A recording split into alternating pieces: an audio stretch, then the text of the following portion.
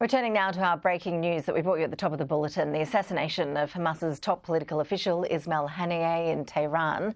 Joining us live is the Global Islamic Politics Chair at Deakin University, Professor Greg Barton. Professor Barton, always appreciate you making the time for us. Thank you. The news of this has just trickled through in the last half an hour or so no doubt you're getting your head around it as well. As I understand it, it's the highest-ranking death of a Hamas official since October 7. Tehran has described this attack on the Hamas leader as a Zionist raid. So clearly Iran seems to be in no doubt as to who's responsible.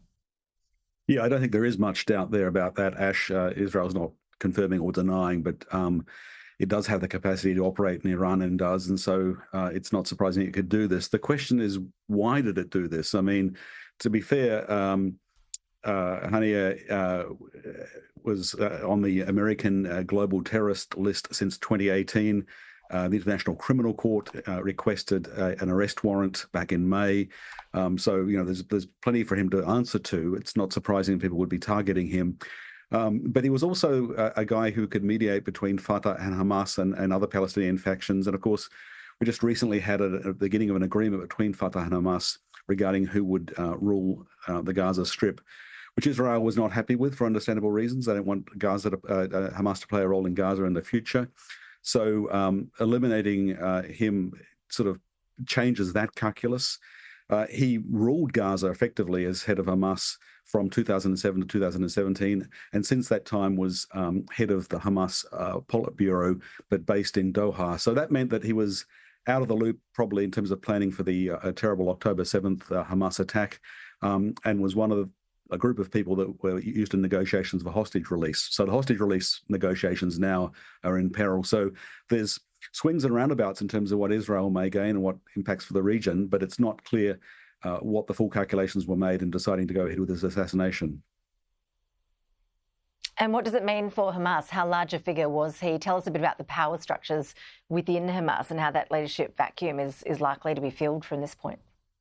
Yeah, Hamas, of course, is a terrorist group and a militant group, but it's also a political machine, and like political machines, it has factions. So Ismail Haniyeh was good at negotiating between factions. In that sense, he was pragmatic and leading the Politburo based in Doha, Qatar, since 2017, going between Doha and Turkey.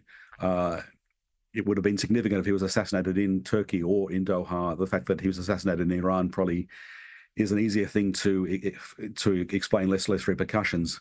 Having said that, not only was he a powerful leader with blood on his hands, the International Criminal Court arrest warrants, the American designated terrorist listing, but he was a pragmatic dealer. So there was the hope that his role would play a role in hostage negotiations. His political faction in Doha certainly was involved in that, and that there may have been some way of smoothing Hamas's exit from Gaza in the time to come. The signing of that deal between Hamas and Fatah, however, seemed to suggest that Hamas was not going to back out of Gaza and wanted to play a part in the future leadership of Gaza.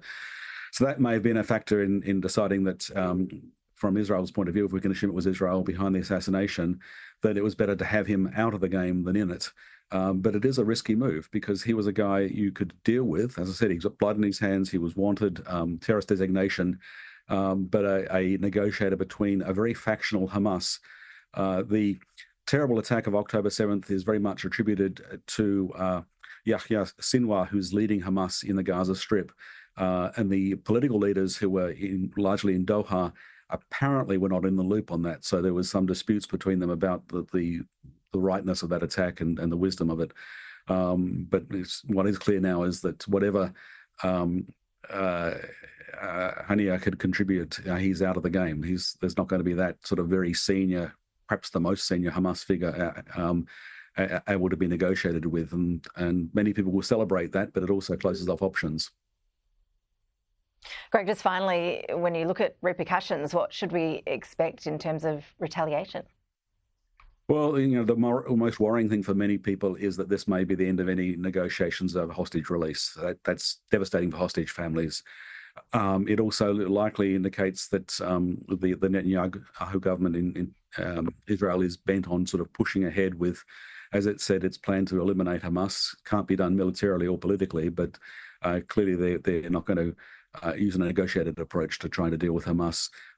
It probably does call off for the time being that negotiated ceasefire between, or peace deal between Fatah and Hamas, and many people would say that is a welcome intervention, but it makes it harder to have negotiations. And these sort of messy situations, we know this horrible conflict in Gaza can't be resolved by military means alone. So taking out options for negotiation, may end up being something that people will come to regret.